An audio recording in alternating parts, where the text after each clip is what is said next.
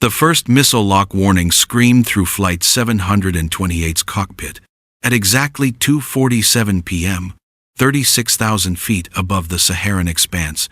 Captain David Richardson's coffee mug shattered against the instrument panel as the aircraft shuddered from a sonic boom that shouldn't exist in civilian airspace. What the hell was that?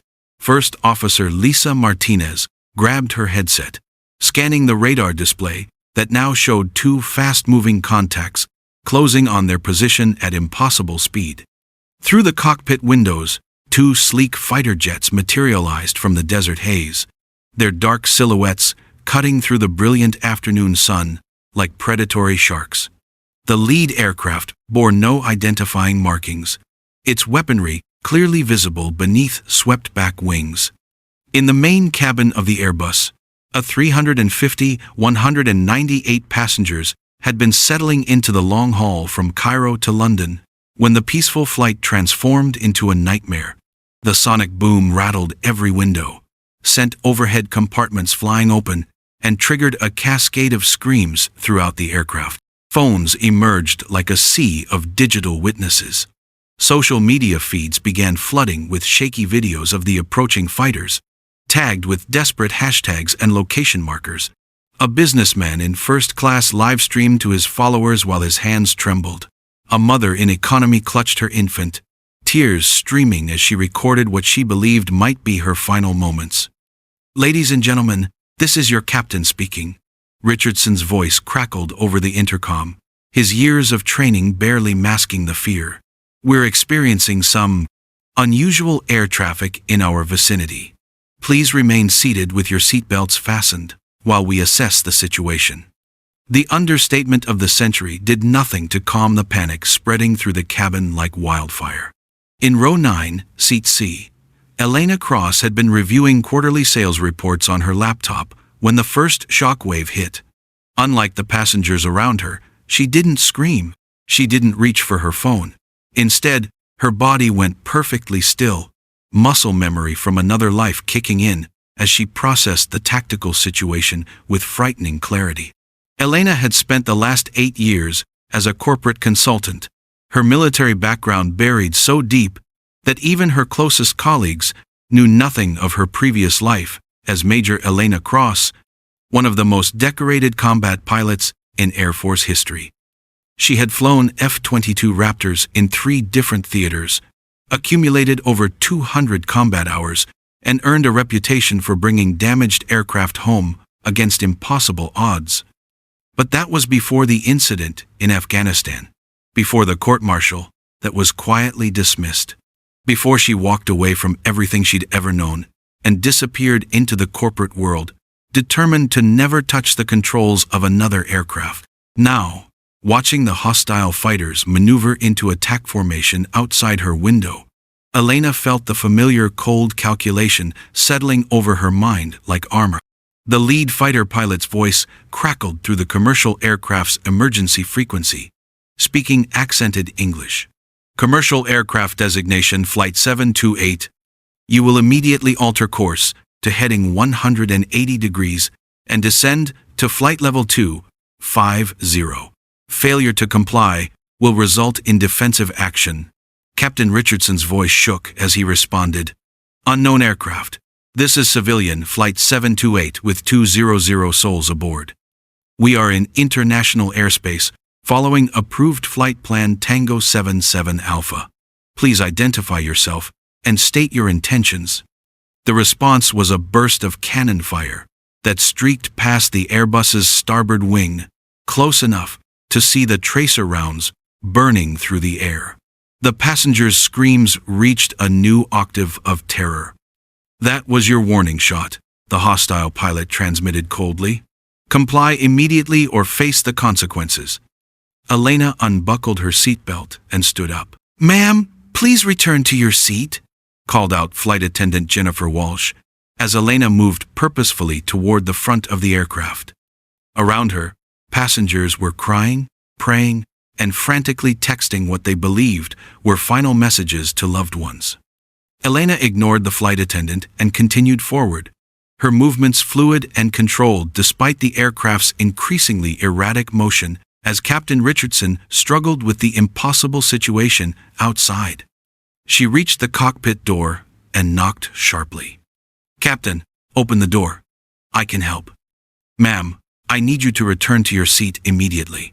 Richardson's voice came through the intercom. "We're dealing with an emergency situation." "My name is Elena Cross, Major Elena Cross, formerly of the 1st Fighter Wing. I have over 200 combat flight hours in hostile airspace. Open this door right now, or everyone on this aircraft is going to die." The silence that followed seemed to stretch forever, while the hostile fighters maintained their threatening formation outside. Finally, the cockpit door clicked open. Captain Richardson turned in his seat, his face pale and sweat-beaded. "You're military?" "Former Air Force. Combat pilot. What's our tactical situation?" First Officer Martinez looked up from her instruments. Two unidentified fighters, heavily armed, demanding course change into Sudanese airspace. They've already fired warning shots. Elena moved to the jump seat and strapped herself in, her eyes rapidly scanning the instrument panel.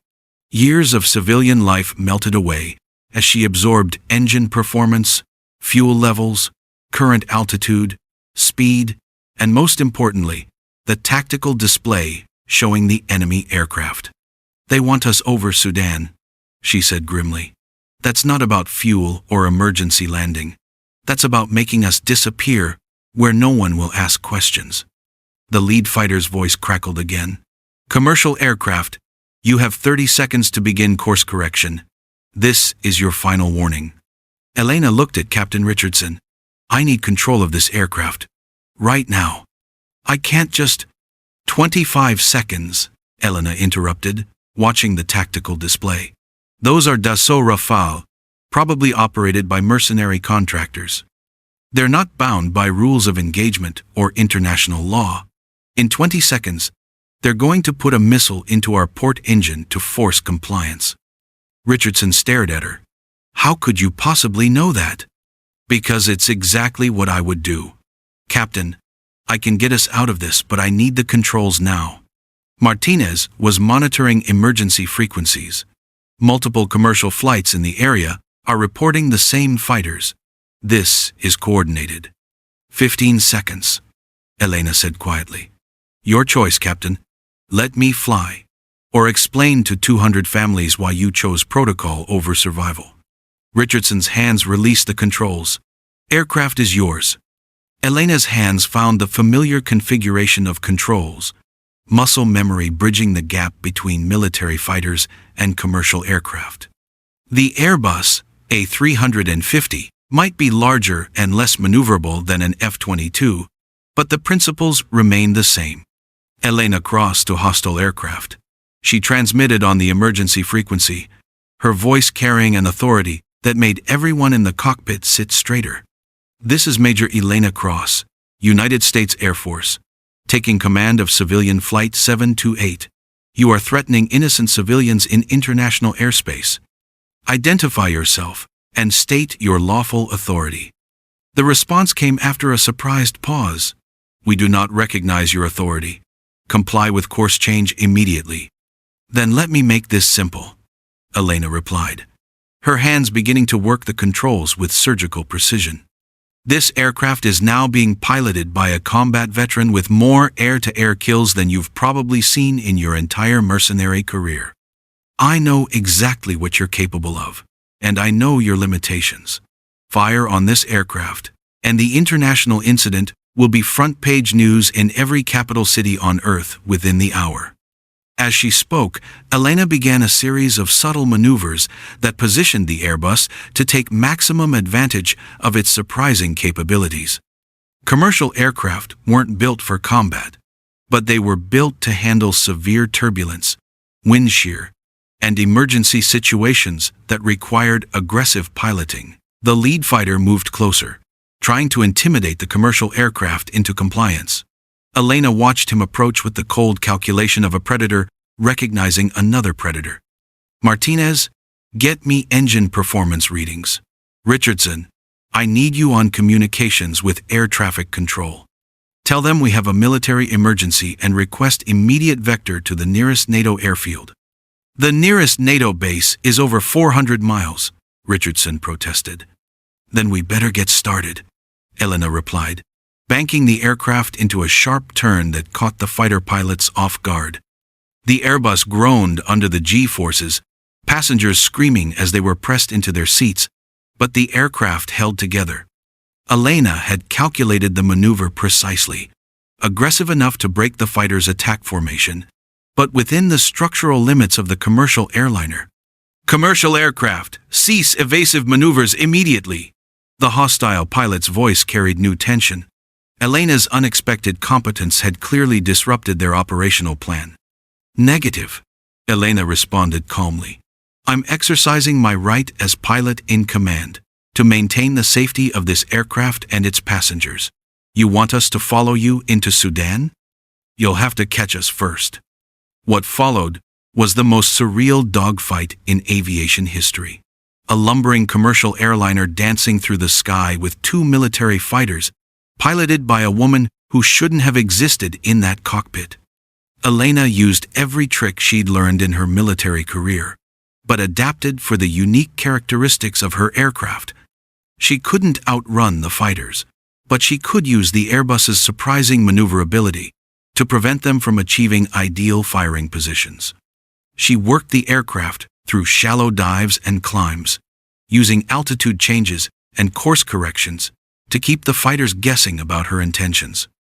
In the cabin, passengers experienced a roller coaster of terror and hope. Every maneuver threw them against their seats, but many began to realize that their aircraft was being flown with impossible skill. The panicked live streams and social media posts began to shift from final goodbyes to amazed commentary about their pilots' abilities.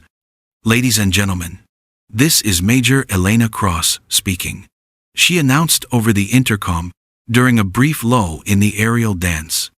I've taken control of this aircraft from Captain Richardson with his permission. I'm a former military pilot, and I want you to know that I will get you home safely. What you're experiencing right now are defensive maneuvers designed to prevent hostile aircraft from forcing us into unfriendly territory. Please remain seated and trust that I know what I'm doing. The announcement had an electric effect on the cabin. Instead of helpless civilians, the passengers began to understand they were witnessing something extraordinary. A hidden warrior emerging from anonymity to protect them. Elena keyed her microphone for another transmission to the fighters. Hostile aircraft. I've reviewed your tactical positioning and flight patterns. You're flying Dassault Rafales with external fuel tanks, which means you've got maybe another 40 minutes of loiter time before you have to return to base. I, on the other hand, have enough fuel to reach any of 6 different NATO facilities. She paused, watching the fighters adjust their positions slightly, a tell that indicated she was correct about their fuel situation. Here's what's going to happen, she continued. You're going to escort us to the edge of your operational area, then return to whatever hole you crawled out of. Because if you fire on this aircraft, those 200 mobile phones recording everything will ensure that your faces are on every news network on Earth by tonight. International law doesn't provide much protection for mercenaries who murder civilians. The lead pilot's response carried new anger. You are military personnel operating in civilian aircraft. This constitutes a deception under international law. Elena's laugh was cold steel. I'm a passenger who happened to be a former pilot, taking emergency action to save lives. But let's talk about international law, like the law that prohibits threatening civilian aircraft in international airspace, or the law that prohibits mercenary operations disguised as legitimate military action. As she spoke, Elena continued her defensive flying, using every cloud formation and thermal current to her advantage. The Airbus wasn't built for aerial combat, but under her hands it moved with surprising grace, staying just outside the fighter's optimal engagement envelope. Martinez monitored multiple radio frequencies, coordinating with air traffic control and military authorities. Elena, I've got Egyptian Air Force on the radio. They're scrambling interceptors. How long? 20 minutes. Elena checked her fuel and position. We can do 20 minutes. But the mercenary pilots had heard the same transmission. The lead fighter moved into a more aggressive position, closing the distance to the commercial aircraft. Commercial aircraft, you will comply with our instructions immediately, or we will disable your aircraft. Elena's response was to bank the Airbus into a steep turn that brought them directly toward the fighter. For a heart-stopping moment, the two aircraft rushed toward each other at a combined speed of over 1,000 miles per hour. At the last possible second, Elena rolled the commercial aircraft slightly, passing within 200 feet of the fighter and forcing the military pilot to break off his attack run. The maneuver was so unexpected and precisely executed that it left the fighter pilot shaken and out of position. "Jesus Christ," Richardson whispered from his seat. "Where did you learn to fly like that?" "Afghanistan," Elena replied grimly. "Syria, Libya, places where hesitation gets you killed." The revelation. In the cabin, the passengers were beginning to understand. They weren't just witnessing incredible flying, they were seeing something historic. The social media streams had exploded into global phenomena, with millions watching the live feeds as a former military pilot battled hostile fighters to protect civilian passengers. News networks were already picking up the story. Aviation experts provided commentary about the impossibility of what they were seeing. Military analysts tried to explain how a commercial aircraft could possibly evade dedicated fighter jets. But Elena wasn't thinking about fame or recognition. She was thinking about the 200 people behind her who trusted her to get them home alive. The hostile fighters made one more aggressive pass, firing another burst of cannon rounds that passed uncomfortably close to the Airbus's tail. Elena responded by putting the aircraft into a shallow dive that increased their speed while moving them closer to Egyptian airspace. "Hostile aircraft, this is your final warning," the lead pilot transmitted. "Comply immediately or face destruction." Elena's response was calm and professional. "Unknown hostile aircraft. This is Major Elena Cross, aboard civilian Flight 728. I am a decorated combat veteran operating under emergency authority to protect civilian lives. You have threatened and fired upon a civilian aircraft in international airspace. Egyptian Air Force fighters are now 7 minutes out. I suggest you consider whether you want to explain your actions to them." The silence that followed stretched for almost a minute. Elena could see the fighters maintaining formation, but their aggressive positioning had shifted to something more defensive. Finally, the lead pilot's voice returned. "This engagement is concluded. Commercial aircraft, maintain your current heading." Elena watched as the two fighters peeled away, disappearing into the desert haze as quickly as they had appeared. The immediate threat was over, but she maintained defensive positioning until Egyptian F-16 second appeared on the horizon. Cairo International Airport had cleared all runways for Flight 728's emergency landing. As Elena guided the Airbus through its final approach, the cabin erupted in applause that continued for several minutes. She had kept her promise. All 200 passengers were coming home. In the cockpit, Captain Richardson stared at Elena with something approaching awe. "I've been flying for 30 years, and I've never seen anything like what you just did." Elena's hands moved over the controls with familiar precision, bringing the Airbus down for a textbook landing despite everything they had experienced. "I told you I'd get us down." As the aircraft rolled to a stop, Elena could see the crowd of emergency vehicles, news crews, and officials waiting for them. Her quiet life as a corporate consultant was over. The world now knew about Major Elena Cross. But as she looked back at the cabin full of passengers who were alive because she had been in Seat 9C today, she realized that some secrets were worth sacrificing. The debriefing with Egyptian and international authorities lasted 18 hours. Elena answered every question with military precision, while intelligence analysts tried to piece together who had ordered the attack on civilian aircraft. The hostile fighters were eventually identified as belonging to a mercenary organization with ties to several unstable regimes in the region. The attack on Flight 728 had been part of a larger operation designed to destabilize commercial aviation and create international incidents. But that was a problem for intelligence agencies and diplomats to solve. Elena's phone had accumulated over 3,000 messages from news organizations, military contractors, airlines, and government agencies. Everyone wanted to interview the miracle pilot of Flight 728. Publishers offered book deals. Hollywood producers pitched movie rights. She ignored them all. 3 weeks later, Elena Cross sat in a small cafe in London, watching news coverage of her own story on the television above the bar. The media had moved on to other crises, but aviation authorities around the world had implemented new protocols based on her actions aboard Flight 728. A young woman approached her table hesitantly.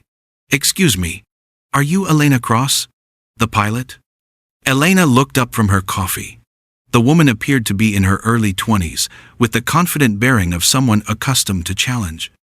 "I was a passenger on Flight 728, the woman continued. "Seat 23 Ampere. I wanted to thank you." "You don't need to thank me," Elena replied. "I just did what anyone would have done." The woman shook her head. "No, you did what only you could have done. Because of you, I'm starting flight school next month. You showed me that sometimes the most important battles are fought by people who never expected to fight them."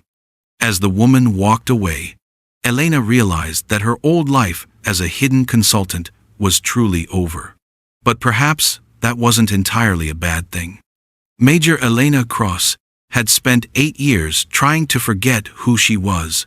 In 45 minutes above the Sahara Desert, she had remembered.